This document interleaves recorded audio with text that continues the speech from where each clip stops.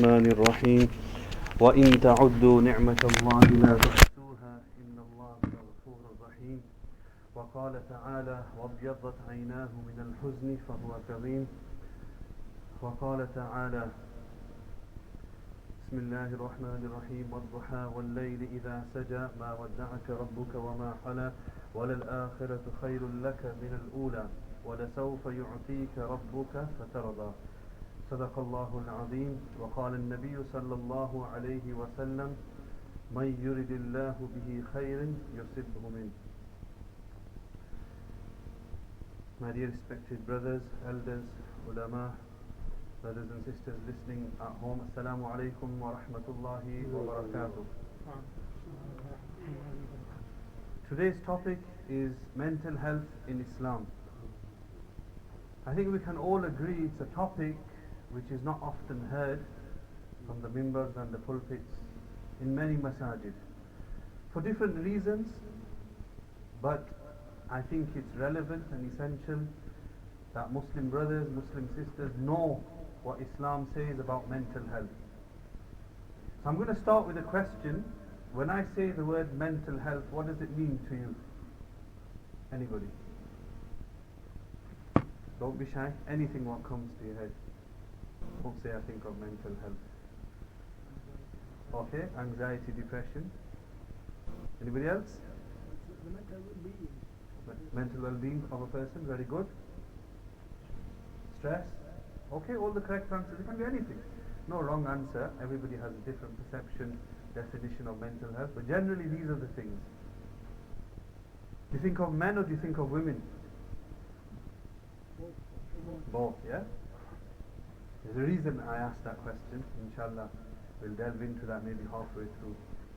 So we all agree that it can affect men and women, yeah? We're all men sat here. The first part of the word, the first three letters is men as well.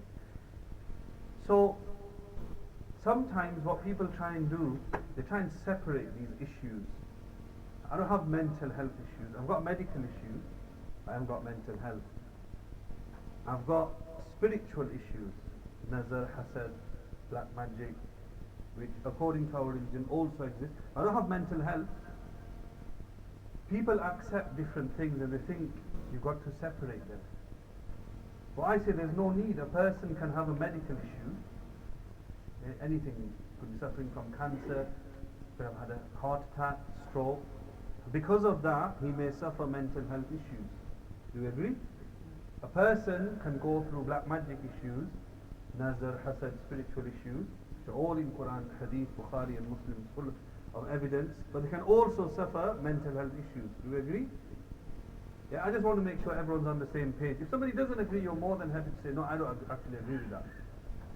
I don't actually agree with that. The Quran has Surah Jinn, Bukhari and Muslim mention black magic, but I don't agree that it can affect your mental health. We will also talk about the Anbiya alayhimus salam who suffered some of these issues, believe it or not. The greatest of men. Yeah, so for all us macho alpha males out there who think, I will never get mental health, I'm a man. I'm a man. The greatest of men suffered these things. Many of the Sahaba suffered these things.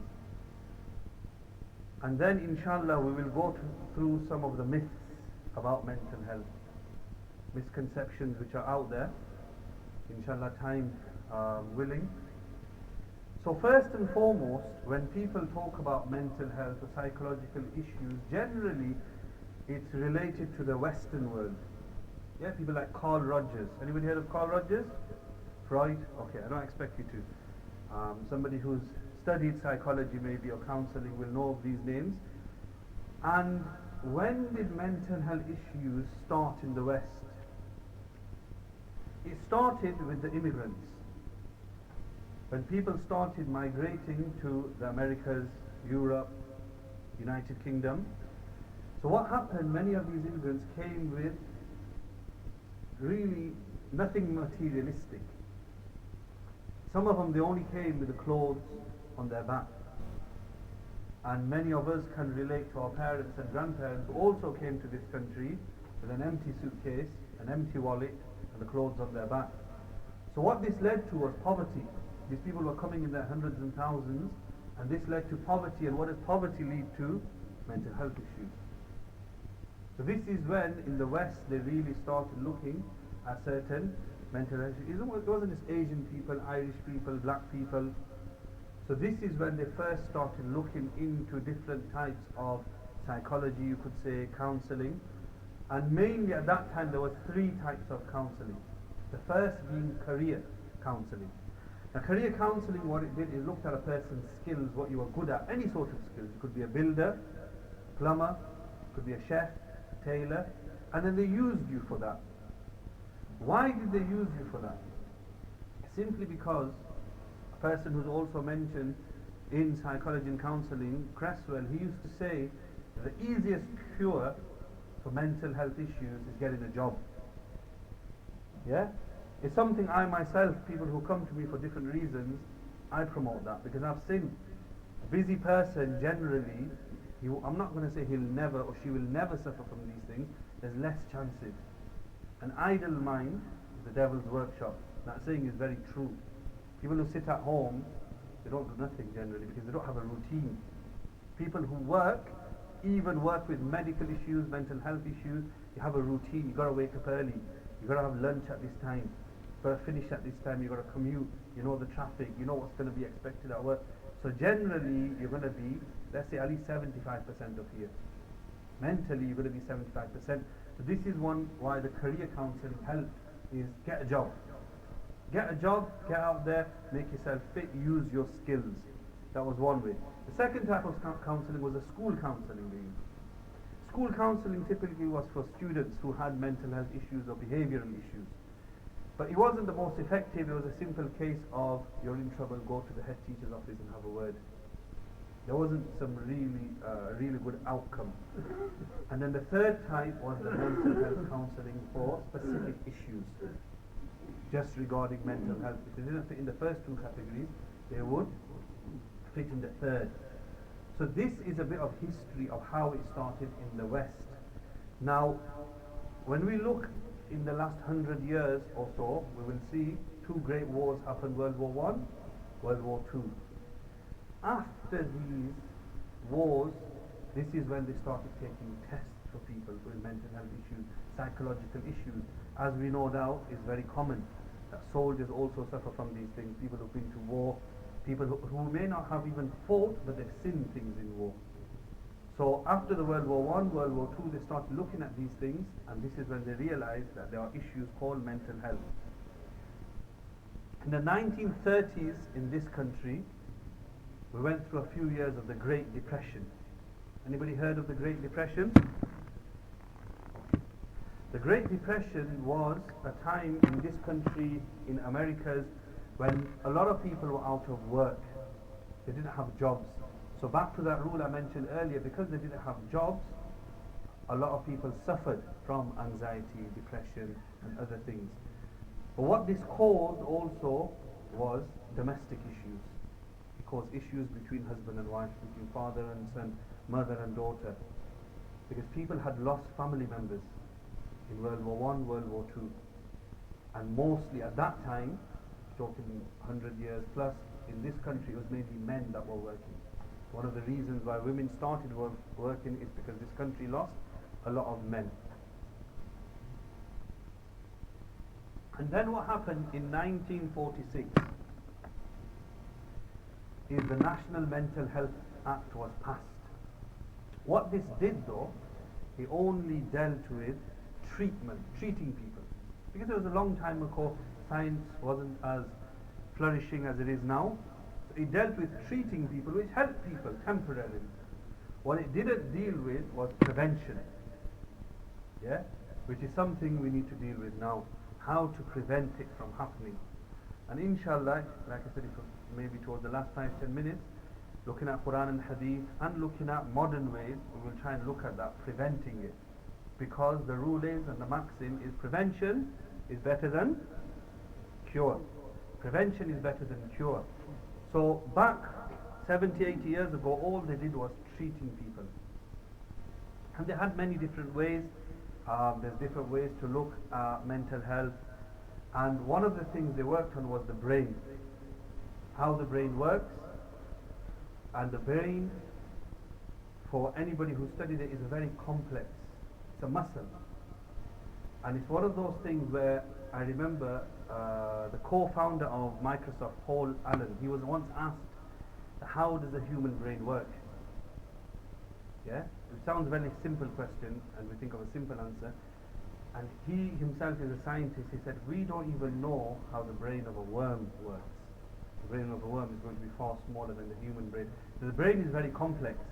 And this is why at that time, they couldn't work out how to prevent mental health issues, psychological issues from happening. Psychology, anybody who studied it, is very powerful. It's used in many things, not just in mental health issues. It could be used in a supermarket. Anybody know how supermarkets use it? Where's the bread and the milk in the supermarket? Always in the corner at the back. It's what most of us need. It's an essential. Why is it at the back of the store? Make you walk through and buy things which are non-essential. That's psychology. Another type of psychology in the supermarket is what's always near the cashier, whether it's a corner shop or it's Tesco or Aldi. What's always on the cashier, things which are non-essential, but little things which will make you buy, like chewing gum and tissues and kids' sweets and things. And your kids waiting in the queue and say, "Mommy, mommy, I want one of them." So this is a simple way of psychology. And when they use the power of psychology, they use it in many different ways.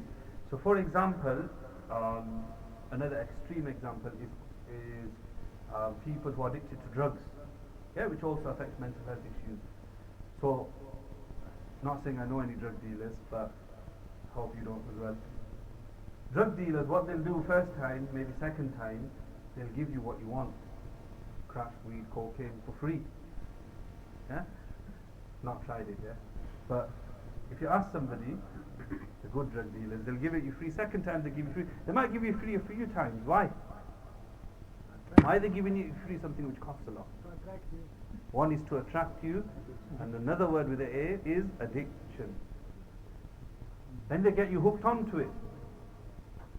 So that's a drug dealer psychology. Yeah? You bet you never thought about that, drug dealers and psychology, but that is what they do. And I don't want to give too many examples, but there's many examples of that, how people use psychology for their own benefit. And a lot of businesses, salespeople will use it, get you hooked onto things. Mobile phones is another one. Yeah? Hopefully nobody's checked their mobile phone already, it's only been 10 minutes. But let's see how many people can last the hour without checking their mobile phone, including myself. Yeah, we're all addicted. But the smartphones get more and more expensive. What happens? You have to pay. You have to pay because you want the latest. You don't want to go backward from a Samsung S8, S9 to, you don't want to buy S4, do you, next year? Same with the iPhone, nobody goes backwards. So they know that we are addicted now. WhatsApp. Everybody's on WhatsApp. If you don't use any other social media, you definitely use WhatsApp. 99% of people.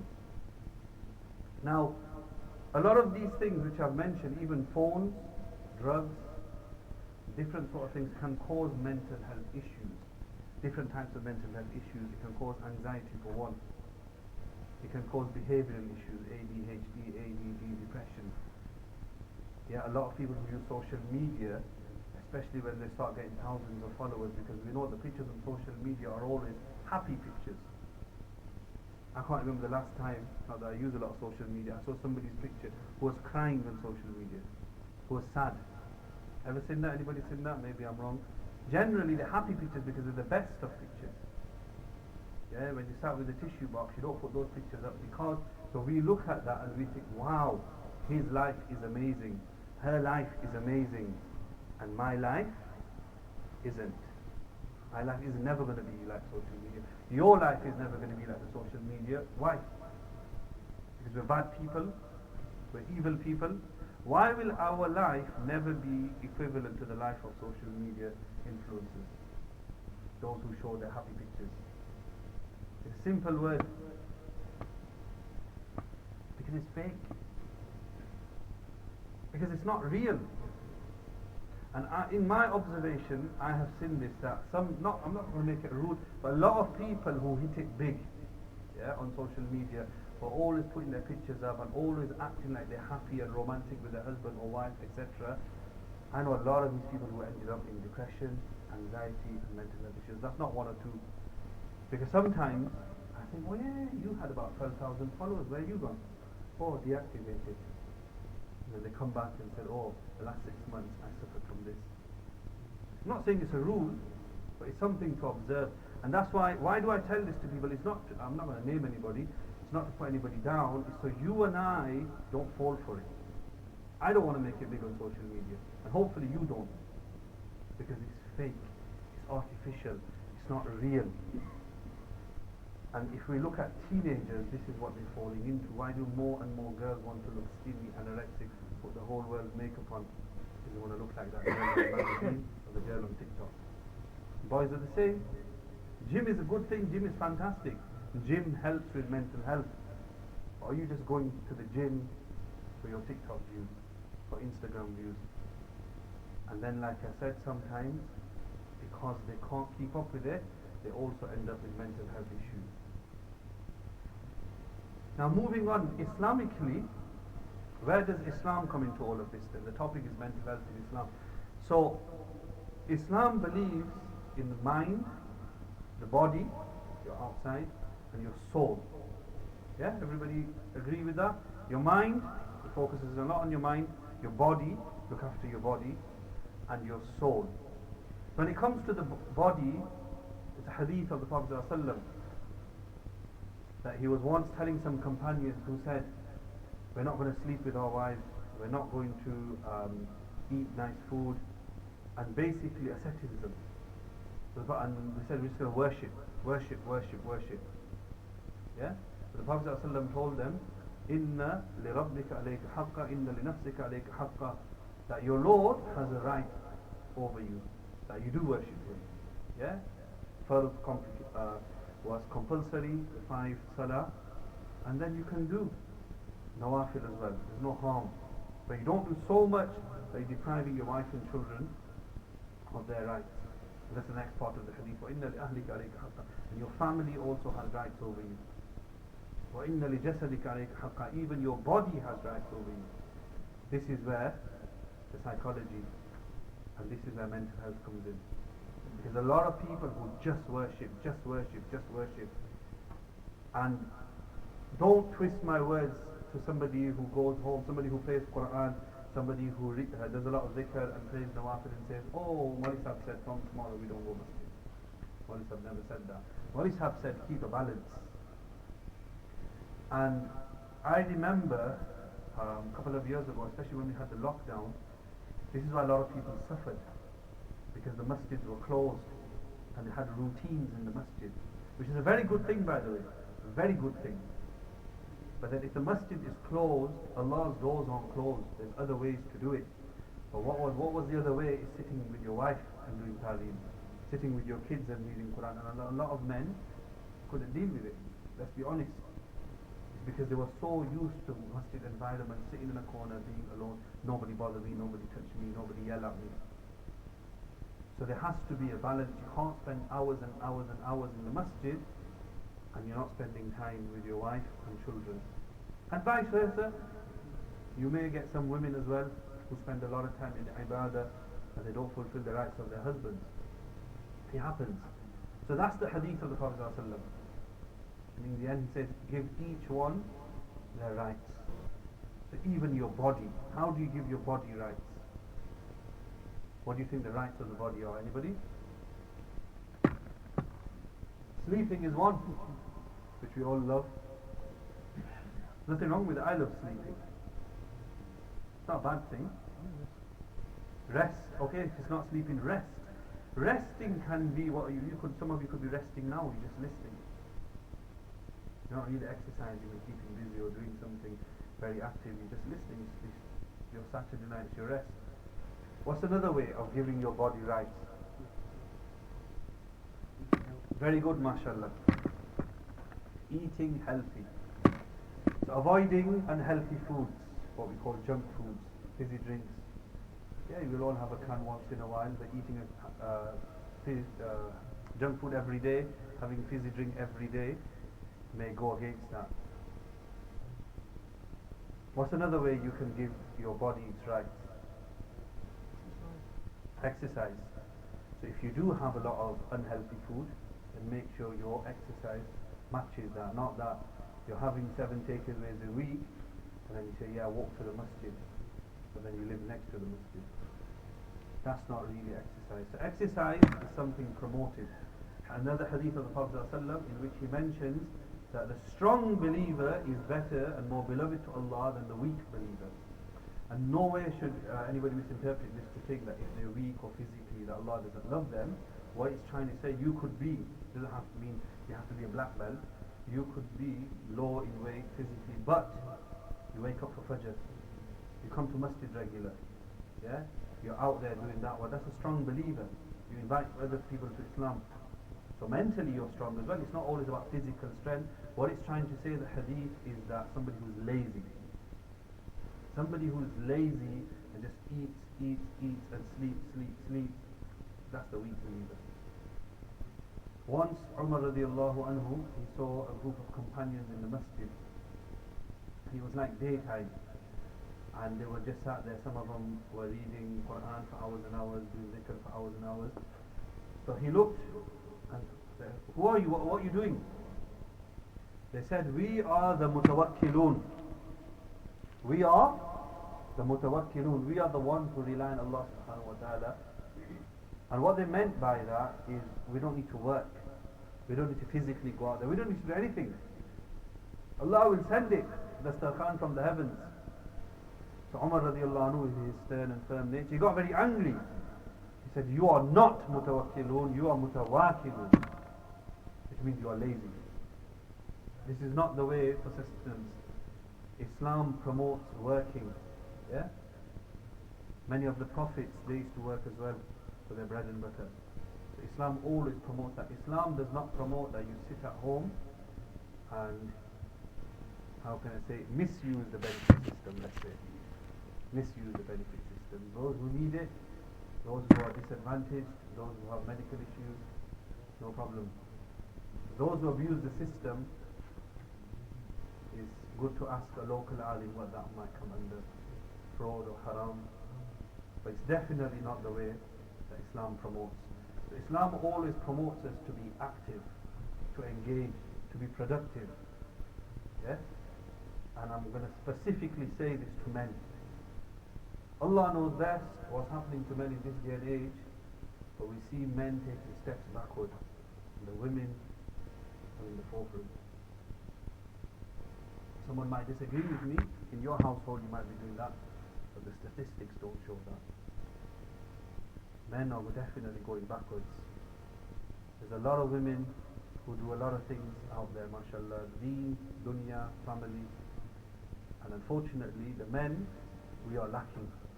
And this is why I specifically said at the start that do we all believe we can suffer from mental health issues, we can suffer from spiritual issues, we can suffer from medical issues. Nobody is greater than the Prophets alayhi salam. The verse I read at the start was in the story of Yusuf alayhi salam. Everybody knows the story of Yusuf alayhi salam. I don't want to go into it, but then the 11 brothers, they threw Yusuf alayhi salam into a well. Yaqub alayhi salam loved him very much, and he missed him for years, to the point he started thinking he's dead, because that's what the brothers claimed. And he used to cry so much, the Quran says, وَابْيَضَّتْ عَيْنَاهُ, his eyes whitened, min al-huzn, from grief. How can your eyes whiten from grief?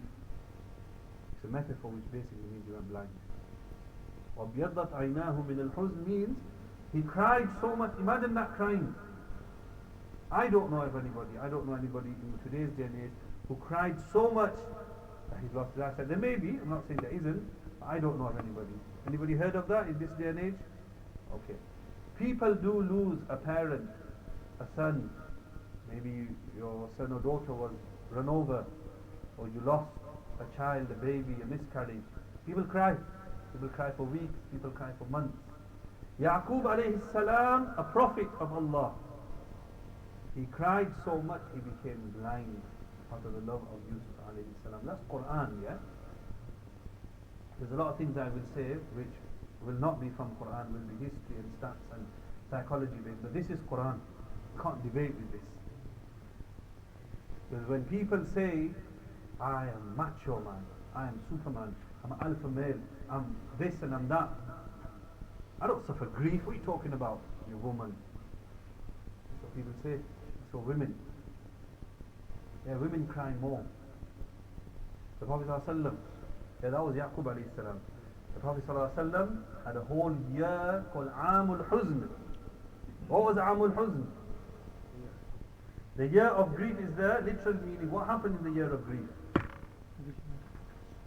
He lost Khadija radiallahu anha, number one, and Abu Talib, who he loved very much. Even though Abu Talib didn't die as a Muslim, he supported the Prophet ﷺ. The Prophet ﷺ loved him and he loved the Prophet ﷺ. Two of his most passionate supporters he lost in 1 year. It wasn't a day of grief. So you know when I said people cry for a day or a week or a month? It's called Amul Huzn. Am is year, a year of grief. That means the Prophet ﷺ was saddened. He was emotional for a whole year. A year. And the men of today tell me we don't cry. Grief can't strike us.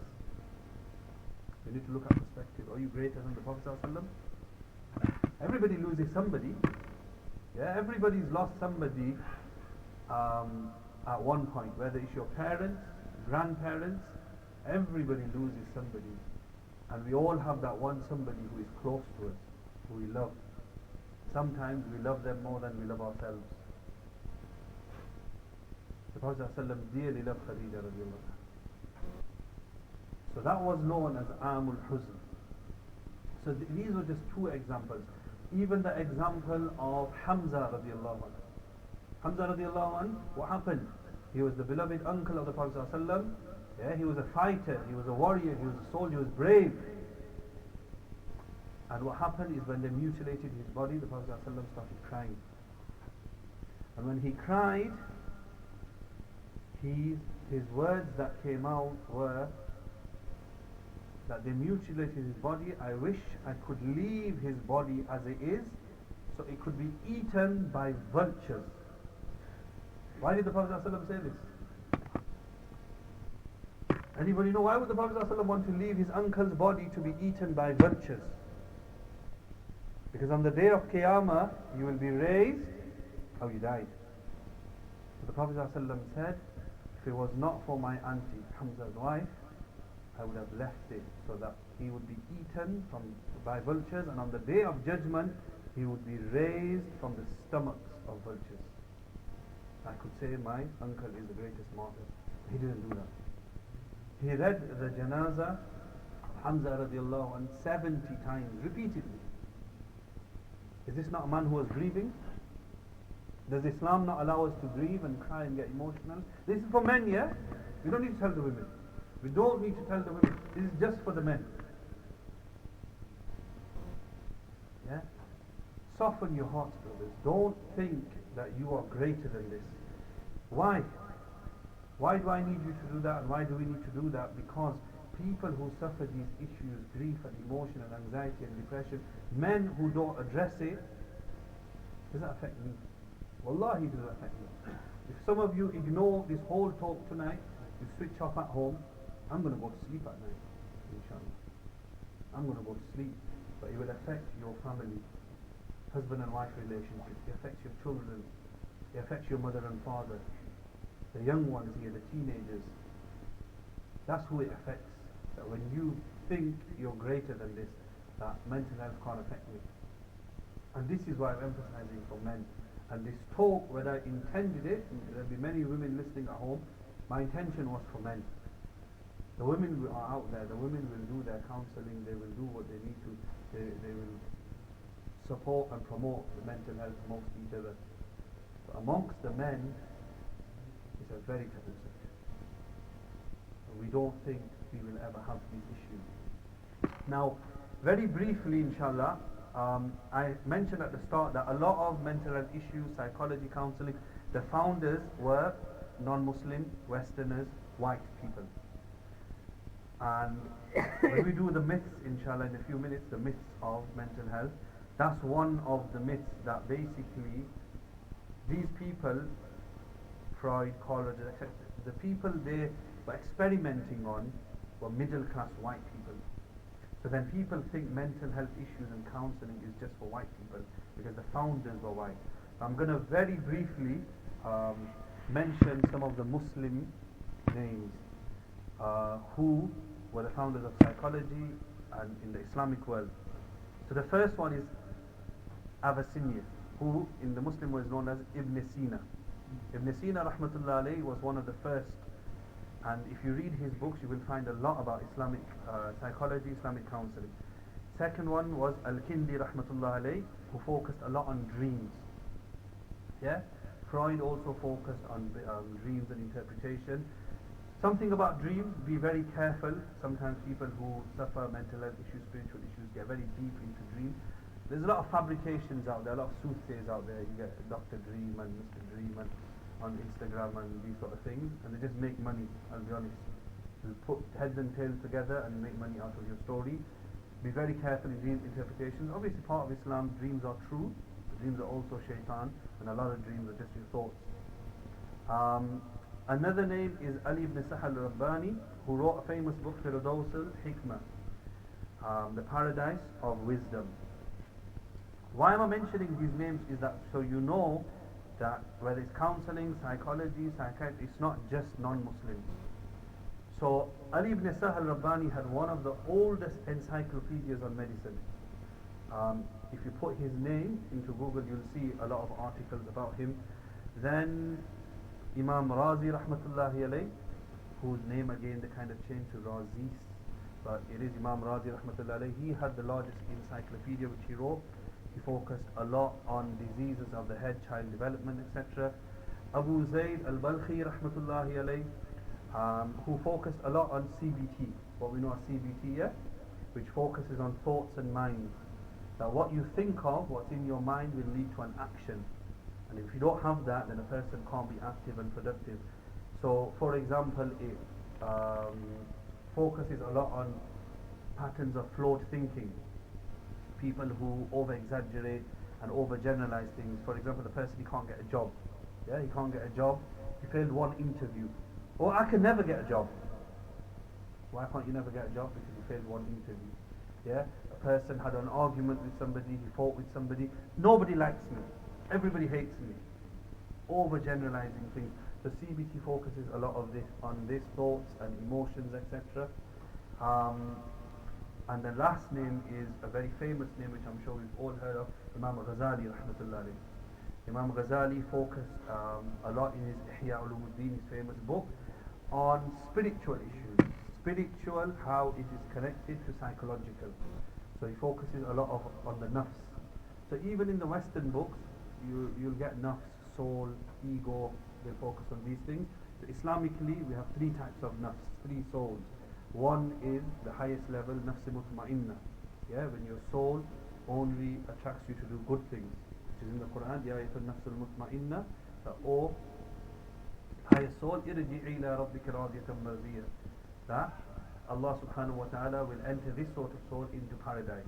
The second soul is nafs al-lawwama, which is the critical one, which is always critiquing whether something is good or bad. It's in between. If you're going to do something bad, it'll stop you. And then the third one is the evil soul, nafs ammara. If you try and remember these names, mutma'inna, lawwama, and ammara, nafs ammara is the evil soul. Inna nafsa ammaratum bisu, always tells you to do evil things. So Imam Ghazali focused a lot on this, how spiritual is connected to psychological. And one other fact I want to mention about Muslims and Islam is that the first psychiatric ward was in 705 CE in Baghdad, Muslim country made by the Muslims. And I'm going to quickly mention some of the things they focus on. The little things, anybody who's been through psychological issues or anybody with mental disorders, mental health issues, they're quite big issues, I'd say. How these wards were made, so they focused on giving them very clean clothing, not just any sort of clothing, like white clothing, good colors as well, because this affects the mind. The second thing is they would ensure that they had a bath every single day, cleanliness, tahara. The third thing is that they made sure they ate hot meals and healthy food. Somebody mentioned healthy food earlier, about mental health here, having healthy food. So these things were put into place. And if we look at just these three things, there's many other things, a whole list. Allah says in the Quran, وَلَقَدْ كَرَّمْنَا بَنِي آدَمَ. Allah says that when I made human beings, I honored him. I made him in a dignified manner. I gave him respect. So self-respect is big in Islam. Allah gave you respect. Respect yourself. How do you respect yourself? How you look. Yeah? You got a beard, mashallah, it's sunnah, comb it. You got hair, look after it. You got clothes, keep them clean. And this is why the first three things were very important. Bathing regularly, showering regularly. Because they knew this affected a person mentally, psychologically. Where did they put these psychiatric wards? In the middle of the town. Why would they put them in the middle of a town? Because of easy access, very good. They didn't put them in the countryside or far away so nobody come and visit them. They put them in the middle of the town, so because of human interaction. So their families, the local imam, whoever it would come, visit them, and human interaction is good for your mental health. Again, back to those people who stick themselves on their phones and social media, very dangerous. Very dangerous that you don't ever talk to anybody. You could be in a room full of 12 people and sometimes the whole 12 are what we see sometimes when we go out with families, friends in a restaurant, that a dozen people are on the table that everybody's. What's the point of going out with? What's the point of going out? You're not even interested in the food and the people around your conversation. So that's why they put these psychiatric wards in the middle of the town centre, so they can have more visitors. And around these psychiatric wards there were nice gardens, trees, flowers, plants, good things to look at. So they were thought of, yeah? It wasn't just like Bolton Royal Hospital or Blackburn Royal Hospital and just dumped anywhere and then the hospital just stinks of bleach all the time. But these things were thought out. They even had people called murafiqun. The murafiqun were people who were helpers, companions.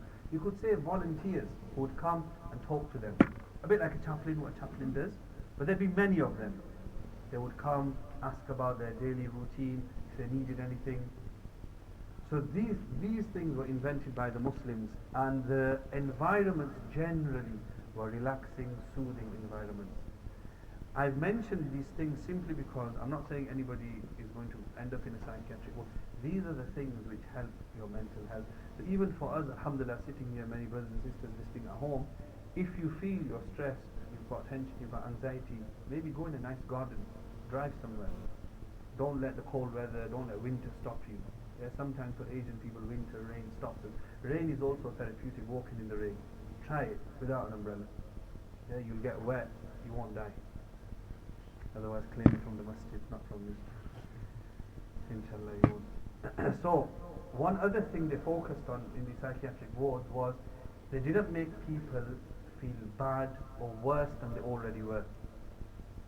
They didn't say, oh, tu pagal hai.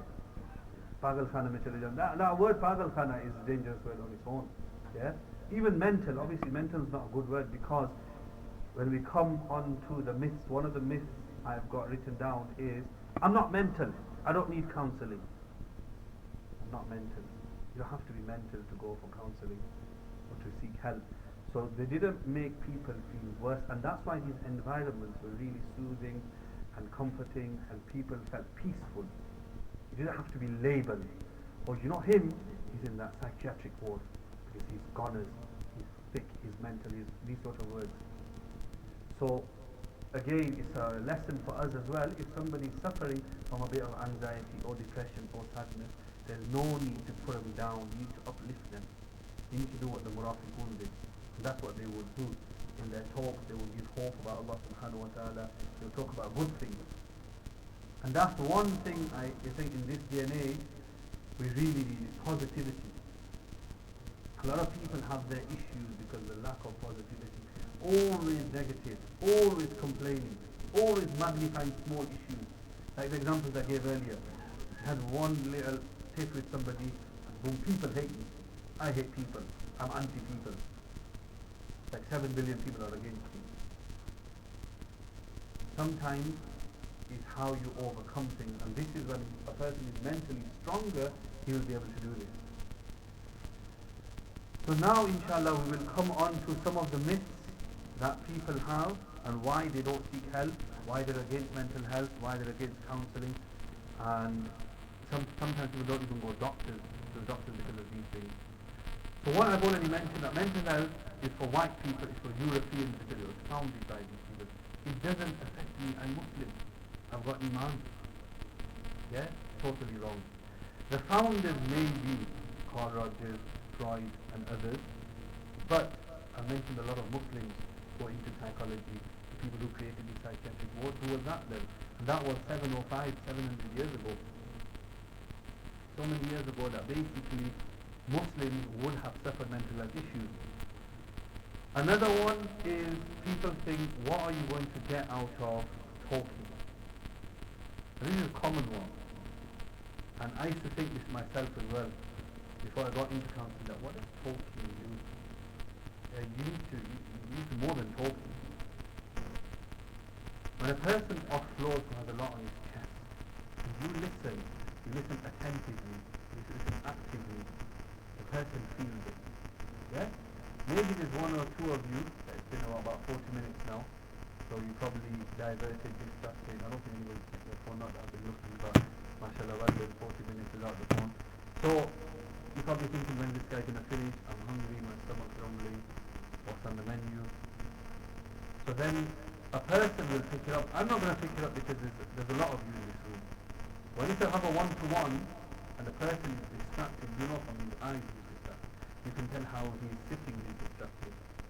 But when a person listens to you passionately, actively, just by listening, it has an effect. Try it someday. Because this is what they promote in counseling. It's not just listening. Yeah? They even differentiate between hearing and listening. There's a difference between listening and hearing. And that's what counseling is about. And there's got to be genuinity. Someone can't just say to me, yeah, you know, had a fight with my wife today, I threw my things out. Yeah, alright, yeah, okay, yeah, alright, yeah. The guy's never going to come back. There's no passion there's no empathy there, you've not understood anything you just said. Just tick the box, see you later. And sadly, this does happen, I'll be honest. This has put some people off counselling, particularly with CBT, particularly with the NHS, probably because of all the pressures, but that's what they feel. It's just a tick box, the guy didn't get me. You have to be genuine. If you want to listen to people and you want to do something like this, it's about genuine. Even the questions they ask, they don't just ask questions random. These questions lead to something. It could lead to solving your problems. So talking and listening does help. It's a therapy.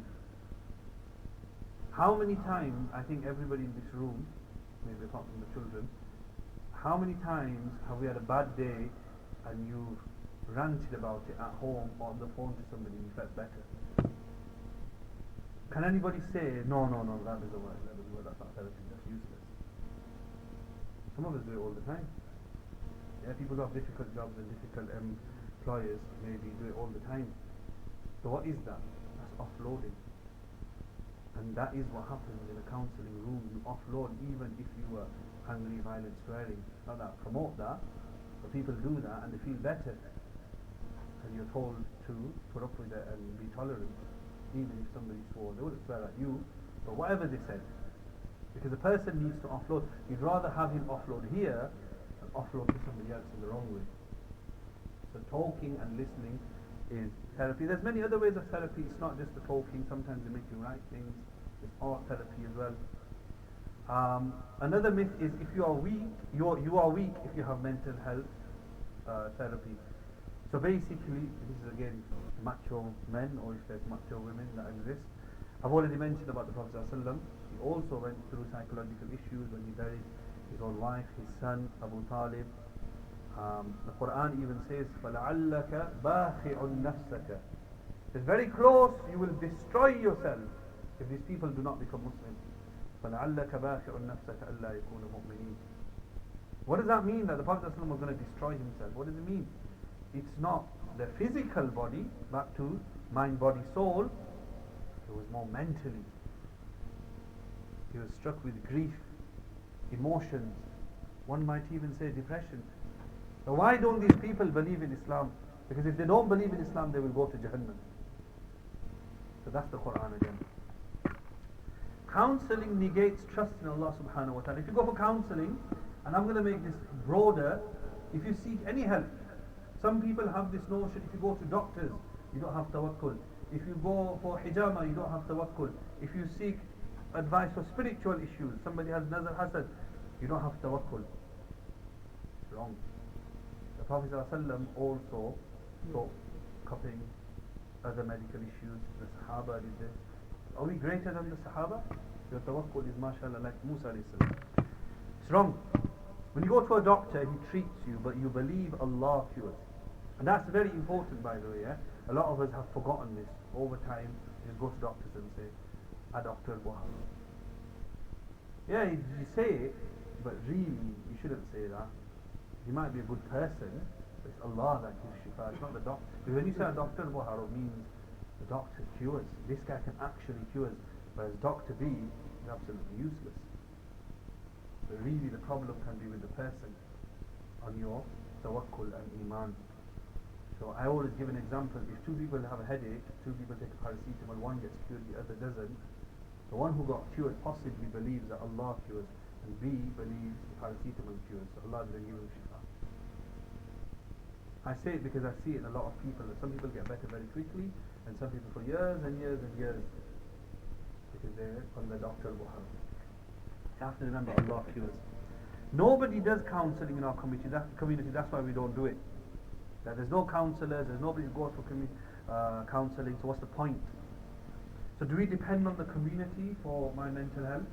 So if you go doctors, I go doctors. If you go counselling, I go counselling. Yeah, if you seek therapy, I'll seek therapy. It doesn't work like that. You do what's right. Yeah, people travel to other countries, don't they? India, Pakistan, America for good doctors.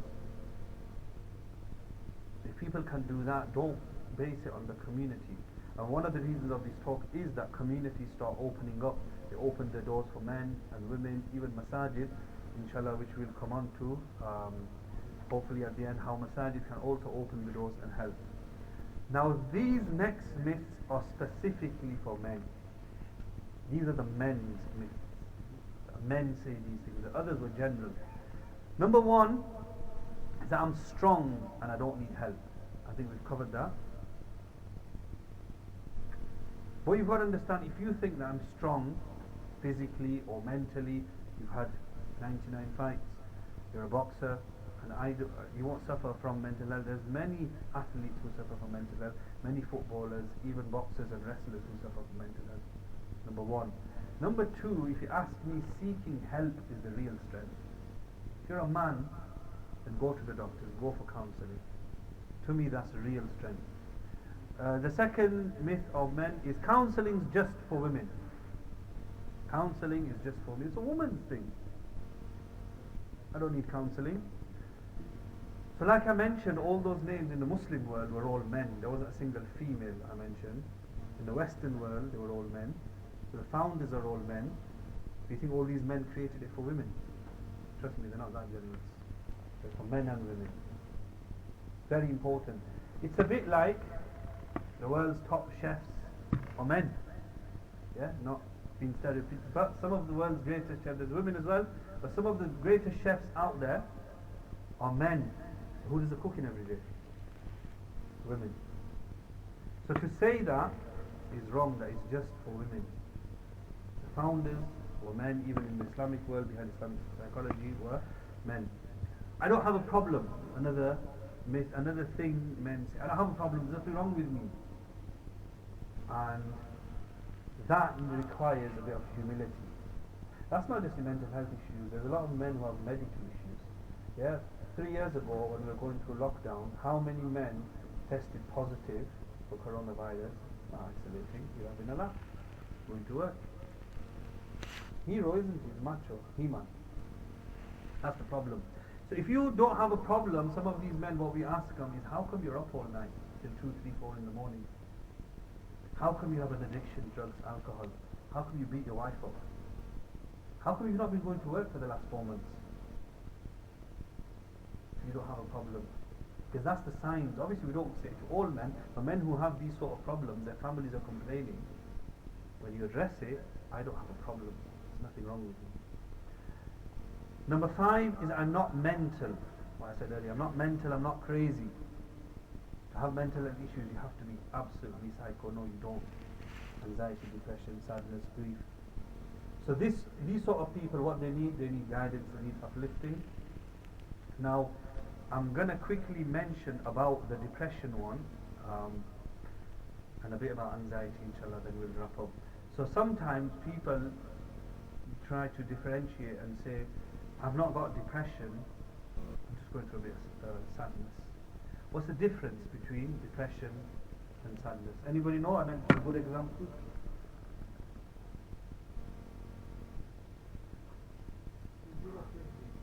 G? Very good, very good. Okay. Yeah, that is one of the things I've got as well. So basically, sadness is there. Sadness is temporary, is less time. And it's like the brother said, if a person, for example, he can't do his daily duties working, he stopped working, like I said, for 4 months, 3 months, he's just not going into work. He doesn't sleep the whole night. He stopped talking to people. That's not sadness. That's deep. That's going into depression. Sadness is everything other than that. When it's a day, 1 or 2 days, something small happened, the person goes through sadness. Depression is much greater than that, much deeper. And this is why in the Quran, Allah subhanahu wa ta'ala, He mentions a verse about sadness, grief, anxiety, about the people of Jannah. وَقَالُ الْحَمْدُ لِلَّهِ الَّذِي أَذْهَبَ عَنِّ الْحَزَنَ إِنَّ رَبَّنَا لَغَفُورٌ شَكُورٌ. That when people of paradise will enter paradise, Allah make us from them, they will say, all praise to Allah who has took away from us sadness, grief, anxiety. إِنَّ رَبَّنَا لَغَفُورٌ شَكُورٌ. Our Lord is most grateful and most forgiving. So this is one quality of the people of Jannah as well. They will never suffer sadness, anxiety, depression. Forever they will be happy. So it's something that people do go through for different reasons. It could be you've lost somebody, you lost your job, you're going through divorce, a death, your business went down. But one thing that escalates it usually is also mentioned in hadith, the kalimatu law taftahu amal al-shaytan. If a person says, if I had done this, it wouldn't have happened. If I didn't do this, if. And that person dives deeper into depression because he's going to keep regretting. And that's why hadith also mentions the kalimatul law. Law in Arabic is if. If I didn't marry this woman, if I didn't get this car, if I didn't buy this house, if I didn't take this loan, if I didn't get this mortgage, if I had gone to see my dad in the hospital before he died, now I didn't see him and I'm going to regret it for the rest of my life. What's done is done, brothers and sisters. The pens have been lifted, the ink has dried. You can't bring back time. Yeah? The only thing we can't bring back time. And that lands a person in deep depression when he keeps on thinking about the ifs and the buts. So that's a hadith as well, which I wanted to mention. A lot of regret. So how do you overcome this is believe in taqdeer. This is where taqdeer kicks in. This is a very long subject, complicated, but the basics of it is what's happened is happened. The pens have lifted, the ink has there, whatever Allah has written. If somebody died, if your child had an accident because you slipped their hand and they crossed the road, it's done, it was written. If you lost a baby, it was written, Allah can give you more. If you had a bad spouse, a bad husband, bad wife, Allah can give you another one. Yeah? If Allah can give you something when you didn't ask for it, yeah, if you got married and you didn't really want to, you got a job, you didn't want that job, you had a house, what if you ask Allah for it? He's going to give you something better. And finally, coming on to anxiety. Anxiety is a very broad term, and it's something where I say every single person at some stage in his life will go through some level of anxiety. And the biggest example was 3 years ago when we were going through lockdown. Everybody went through one of these, whether it was depression, sadness or anxiety. Let's be honest. Yeah? Now, anxiety comes in different stages. People get for different reasons, social settings, work, sitting on a stage like I'm doing and talking, people get anxiety. People have an exam, they get anxiety. So there's clinical anxiety. For example, a person has a test or an exam. So the first person, he's just anxious for the test. He gets like a knot in his stomach. But he's going to go and do it. Person B, who's deeper form of anxiety, he's worried about going to the test. Forget taking it, I don't think I'm going to make it to school or madrasa or your driving test. This is anxiety. Allah says, لَقَدْ خَلَقْنَا الْإِنسَانَ فِي كَبَدٍ. Yeah? In Surah Balad, a surah which many of us will know, Allah says, لَقَدْ خَلَقْنَا الْإِنسَانَ فِي كَبَدٍ. Allah subhanahu wa ta'ala created mankind in constant struggle. Nobody said life was going to be easy. And people who say that and teach their kids that, I've always been against that. If you tell your kid, beta, don't worry, life is okay. Mummy, Papa made it through, you're going to make it through. That's the biggest lie you ever told to your kids. Does that mean you go home and scare your kids? No. You got to tell them about your struggles in life. You got to tell them what you did when you were growing up in the 80s and 90s and how things are easy for them now. But let's be honest, the constant battles and struggles these kids face is a lot worse than those of us who grew up in the 80s and 90s. Social media is the biggest one. Yeah, these kids are thinking of waking up in the morning, going to school, worrying if they're going to change their gender and orientation. These sort of things. You can't tell your kids that life is easy. Allah says, لَقَدْ خَلَقْنَا الْإِنسَانَ فِي كَبَدٍ. If you don't believe me, believe the Quran. Allah created us in constant struggle. How many times have you been in difficulty? You got out of it and poof, light at the end of the tunnel. Another one comes. Got out of it, another problem. Yeah.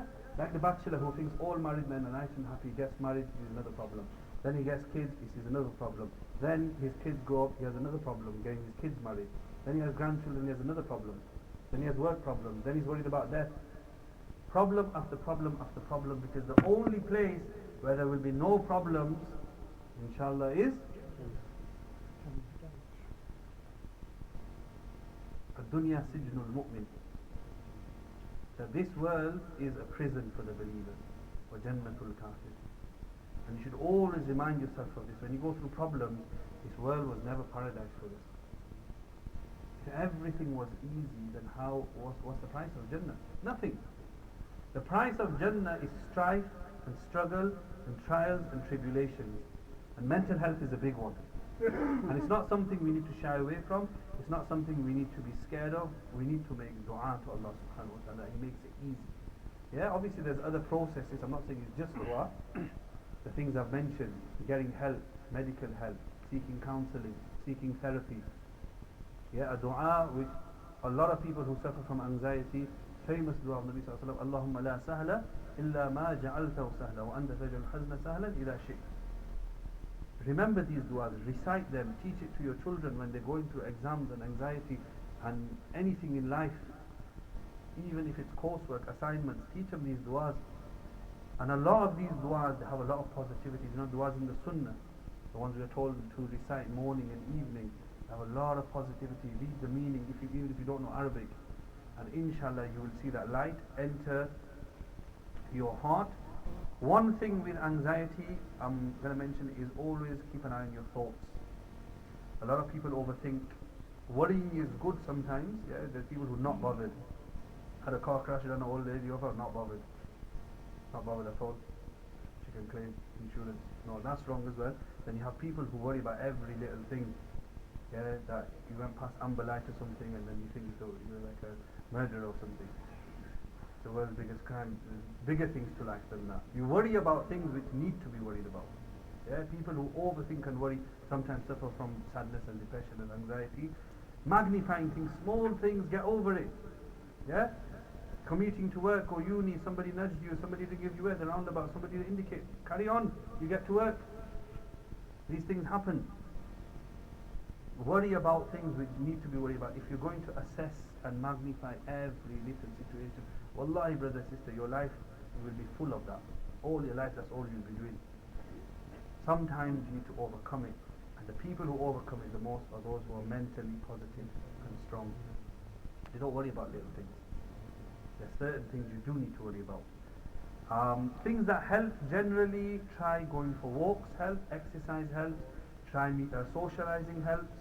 Then there's others who over-socialize, just every day, every week, leave the wife and kids and they're in tea shop, coffee shop. Tea shops are good, coffee shops are good. Yeah? Anything you like, reading, shopping is very good for your mental health. Ask any woman, she'll tell you how to do it. Going on holiday, yeah, is very good for your mental health. Some people, mashallah, they work 40, 50 hours a week, never been on holiday. Never spend their money because that money they're going to take in their grave. Holidays are very good. Whether it's a small holiday, everybody can't afford Dubai. Dubai is not the only country in the world. Go for a holiday. It's very good. Even simple things, like I mentioned, read something you like to read, a book you like to read, listen to talks, podcasts, positive things. These things improve your mental health. Have a long bath. Go for a massage. These sort of things. Hijama, cupping. These are basic things which I actually feel embarrassing, some of these things, but these are the things that improve a person's mental health.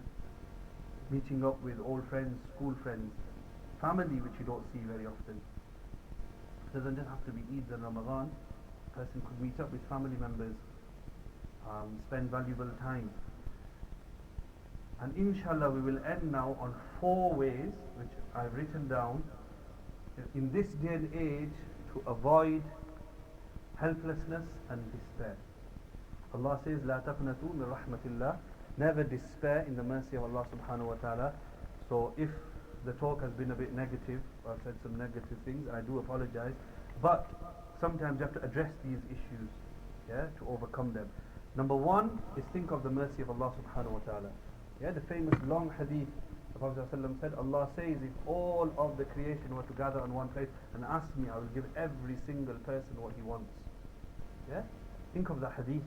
Allah says 7 billion people, you gather in Makkah, Medina, Arafat, all of you Muslims, all of you ask me, I'll fulfill all of your needs. That's your Lord, who can fulfill all the needs of 7 billion people, even if every person had 7 billion needs. Somebody can do the math and work it out. Number 2, seek Allah's forgiveness regularly. Sometimes we sin, we have flaws, we make mistakes, and a person, like I said, he thinks it's the biggest thing. Like that example I gave, somebody who goes past an amber light and thinks, oof, I'm going to go to jail for it. Yeah, a person does a minor sin, sometimes ate with his left hand or something, put his left shoe on. It's wrong, but it's not the gravest sin in the world. Yeah, there's bigger sins out there. Do tawbah. And obviously if you've committed an actual sin, a major sin, then you definitely need to tawbah.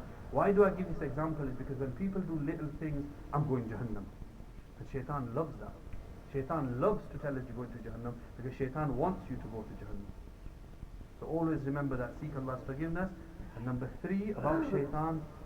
Shaitan is the one generally who puts thoughts and over-worrying into our head.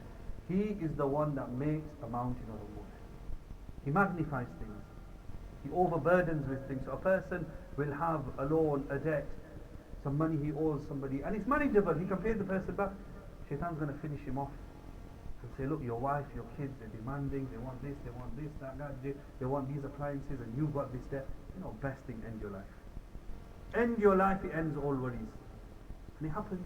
A lot of people who have debts and worries commit suicide. So no shaitan is weak. Inna kayd ash-shaytani kana da'ifa. A mu'min, a believer, is strong. Why is he strong? Because he has Allah on his side. And the 4th one, always think good of Allah subhanahu wa ta'ala. Now this one, I'll be honest, is a tricky one. Sounds very simple, but in reality is very tricky because I notice very few people apply this. Very few people can think good of Allah subhanahu wa ta'ala, and I think it takes time and experience to actually do it. It's not just sitting here thinking Allah is great. It's about the time when you go through divorce, when your mum passes away, your father passes away, you lose a child in young age. That time you tell me you're thinking good of Allah subhanahu wa ta'ala, Allah did what was best. That's the time. It's easy to sit in the masjid and say Allah, Allah, Allah, Allah's great. It's those times. Yeah, a person likes to think good of himself, doesn't he? Yeah, I like to think good of myself. I would want people to think good of me. We want our parents to think good of us. We want community to think good of us and respect us. But the only being we forget and think bad of is sometimes Allah subhanahu wa ta'ala. Why did Allah do this to me? How could he do this to me? I pray 5 times salah. How could he take all my children away from me? Nas ana inda dhanni abdi. I am as my servant thinks of me. So these 4 things, inshallah, try and write down, put it somewhere where you remember it. May Allah subhanahu wa ta'ala save us all from medical issues, mental health issues, spiritual issues. May Allah subhanahu wa ta'ala create in us positivity, create in us good energy to spread to other people. And Allah subhanahu wa ta'ala reunite us all in Jannatul Firdaus. Ameen. Subhanallah bihamdihi, subhanakallah wa bihamdihi.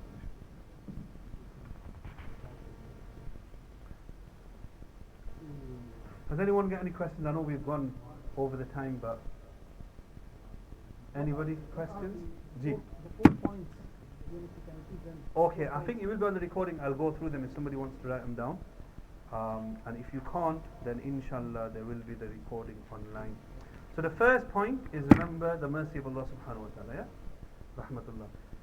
Second is Allah's forgiveness. Tubu ilallah. Third, inna kayda shaitan kana da'ifa, shaitan is weak. And fourth, think good of Allah subhanahu wa ta'ala, ana inda dhanni abdi bi. Anybody else got any questions related to the topic? Everybody's hungry. I get the hint. Inshallah, food is good for you. Okay. Yeah, this dua inshallah you will find in a lot of hadith books. Allahumma la sahla illa ma ja'altahu sahla wa anta taj'alul hazna idha shi'ta sahlan. If you want, I'll write it down for you after the talk. You must still be recording, won't it? Yes. Anybody who's missed out on any points, inshallah, or wants to listen to the recording, Allah subhanahu wa ta'ala reward you all for coming, attending, and mashallah, 1 hour 15 minutes off your phone. That's definitely going to boost everyone's mental health. So there's food upstairs, inshallah. Definitely have food. Food is definitely good for your mental health. Hopefully it's healthy, inshallah. If it's not, we'll go for a walk tomorrow. Jazakallah.